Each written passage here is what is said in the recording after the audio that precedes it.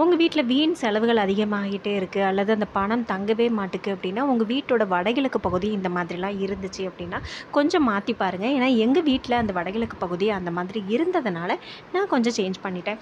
ஏன்னா எங்கள் வீட்டில் வடகிழக்கு பகுதி ரொம்ப ஸ்பேஸ் கிடையாது, கொஞ்சம் கம்மியாக தான் இருக்குது. பொதுவாகவே வடகிழக்கு பகுதி வந்து வாஸ்து பகவானோட தலைப்பகுதி இருக்கிற இடம், வீட்டுக்கு நேர்மறை ஆற்றலை கொண்டு வரக்கூடிய இடமே அந்த வடகிழக்கு பகுதி மட்டும்தாங்க. அது வந்து எப்போவுமே சுத்தமாக அந்த மாதிரி வச்சுக்கணும். நீங்கள் வடகிழக்கு பகுதியில் வந்து உங்கள் வீட்டில் டஸ்ட்பின் அந்த மாதிரி இருந்துச்சு அப்படின்னா மாற்றிக்கோங்க. கனமான பொருள் பீரோல், கட்டில், அது தையல் மிஷின் இந்த மாதிரி ஏதாவது கனமான பொருள் அந்த இடத்துல வச்சுருந்தீங்க அப்படின்னா மாற்றிடுங்க. கொஞ்சம் மாற்றமாக இருக்கும்.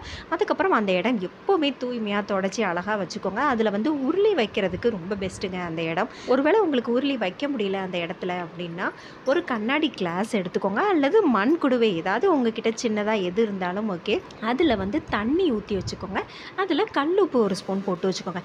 இதை மட்டும் நீங்கள் டெய்லி மாற்றிக்கிட்டே வாங்க. கண்டிப்பாக சொல்கிறேன், ஒரு 2 மாதத்தில் உங்கள் வீடே பாசிட்டிவாக இருக்கிறது மட்டும் இல்லை, உங்கள் வீட்டில் வந்து பணம் வந்து செலவாகிக்கிட்டே இருக்கும். ஏதாவது காரணமாக நம்ம வீட்டுக்கு 2 வீலர் 4 வீலர் அல்லது வீட்டில் ஏதாவது ஒரு செலவு, மெடிக்கல்ஸ் ஏதாவது வந்துகிட்டே இருக்கும். ஒரு சின்ன விஷயம் தாங்க. இதை நீங்கள் மாற்றி பார்த்துட்டு கண்டிப்பாக எனக்கு கமெண்ட் பண்ணுங்கள்.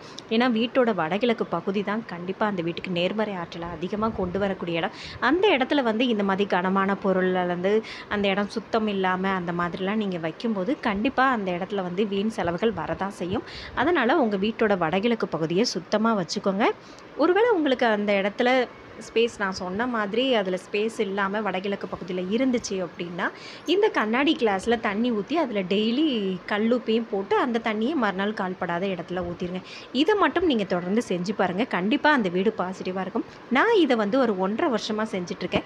எங்கள் வீட்டில் அதிக வீண் செலவுகள் இருந்துகிட்டே இருந்துச்சு. நான் இதை தாங்க ஃபாலோ பண்ணிகிட்ருக்கேன். இதை செஞ்சதுக்கப்புறம் எங்கள் வீட்டில் வீண் செலவுகள் வந்து குறைய ஆரம்பிச்சதுங்க. இல்லைன்னா வர்ற சம்பளத்துக்கு மீறி அது அதிக செலவாக தான் எங்களுக்கு வந்துட்டு இருந்ததே தவிர கண்டிப்பாக சேவிங்ஸ் அப்படிங்கிற மாதிரி எதுவுமே இல்லை. இதை பண்ணதுக்கப்புறம் கண்டிப்பாக ஒரு மாற்றம் கண்டிப்பாக நடக்கும்.